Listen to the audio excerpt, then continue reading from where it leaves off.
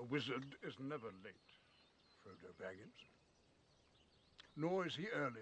He arrives precisely when he means to.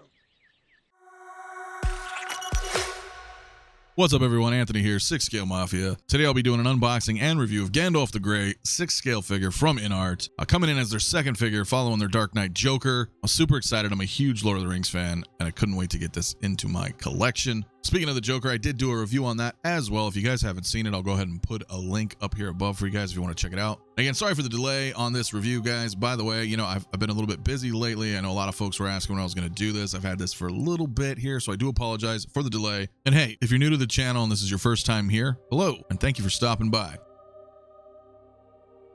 All right, so let's get into the actual packaging here. So first of all, it's really cool. It's got the Lord of the Rings brand here on the top, Gandalf in the middle. You've got the ring on the center right here. You can go ahead and turn this if you'd like. I actually didn't show it right here, but you can turn this, which is kind of cool. It's kind of neat.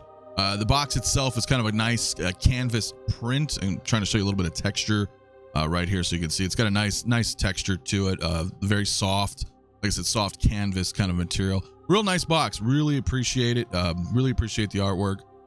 Has a nice magnetic opening here on the side, guys, and then immediately you are introduced with a really nice instructional manual. This is one thing so far that they've been pretty consistent with as far as InArt's instructions go. You got a nice, really detailed booklet here showing you like assembly, articulation, accessories, etc. Multiple languages. Definitely appreciate the extra kind of quality of life here. You know, having this kind of manual is very appreciative. So kudos to them for doing that. And hey guys, don't forget to hit that like button and subscribe if you're new to the channel, man. Greatly appreciate your support. Over here, you got your foam protective layer underneath here. So you got your figure. Right away, you got your head sculpt, which is always cool that InArt does this with their head sculpts. They give you this nice container with your head attached on it. All you got to do is like kind of turn it a little bit and it comes right out. I'll go ahead and show that a little bit later on, but I do appreciate that. The hair, all the quality is there. There's like literally no futzing at all here, and I'll show you guys a little bit later in the video.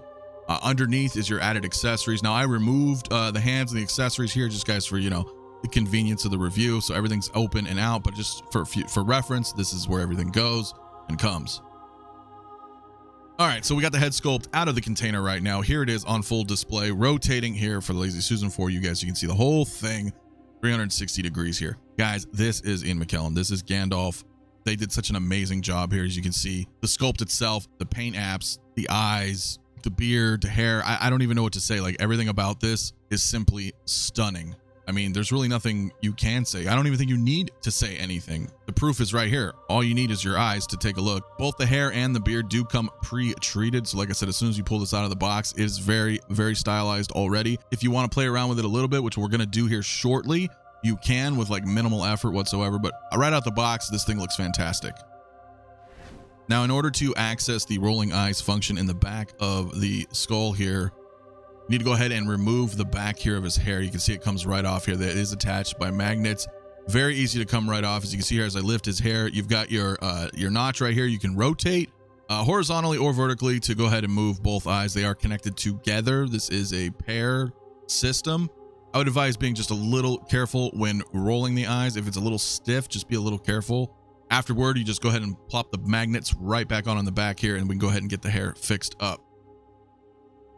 Now for me, I use a small bottle of water, a little squirt bottle. This is what I like to do here. I can get around the edges. I just kind of make sure I briefly cover, you know, the face just a little bit, you know, just so I don't get too much water on it, but just a little bit of water here. Like I said, this is pre-treated. It does kind of have like a hairspray feel to it. So you get a little bit of water on there. It's real malleable at that point, and you can go ahead and futz a little bit here and kind of dress it how you would like. You could use like a fine tooth comb, something like that, a small brush. I'm just using a small toothpick right now just to kind of get some of the strands in order, and then kind of just rub it around with my hands to kind of get the form that I would like to have. That's both for the hair and the beard, as you can see right here. Then coming around here in the back side, again, it does look a little funky right now just because I did go ahead and pull the back of the hair out. But again, a little bit of water, a little bit of, you know, just a little futzing and combing. You can get that straightened out just how you'd like it with like minimal effort here whatsoever.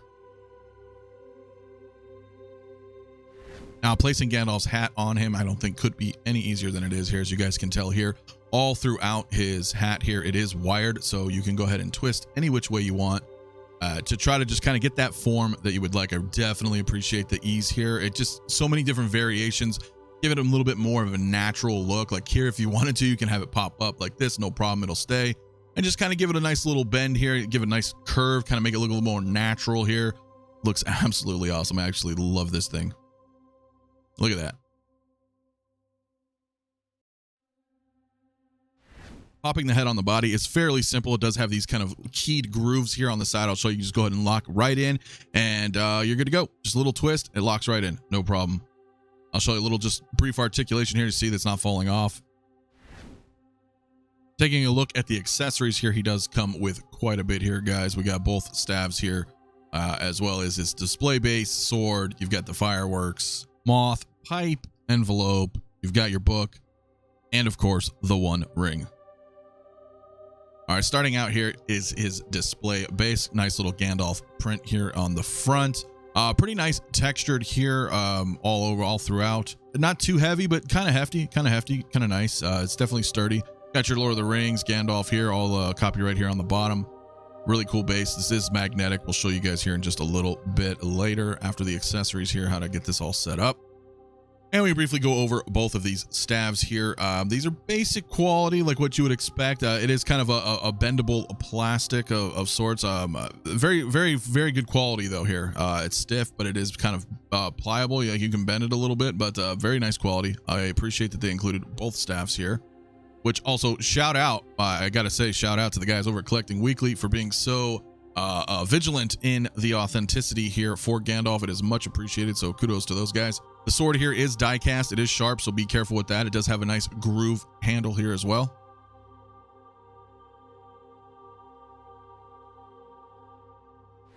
Next up here is the book here, guys. I believe this is from the Mines of Moria here. I was trying to make sure this was indeed the right book, but definitely after reviewing here again, I can see that it absolutely is. The detail in this book is absolutely amazing, guys. As you can see here, the detailing of both Elven and Dwarven text written all throughout. The texture on this thing is awesome. Really kind of one of my favorite accessories so far. Honestly though, I wouldn't be playing around with these pages too much because I don't know long-term wear and tear if the glue is going to come out. Still appreciate it. It is super cool that this thing is that detailed though. So just be careful with it. Don't mess around with it too much in my opinion. You do get a couple of fireworks here as seen earlier in the beginning of the movie when Gandalf does come down to the Shire to visit Bilbo and company. Also really nice texture here, and paint apps on it look really good.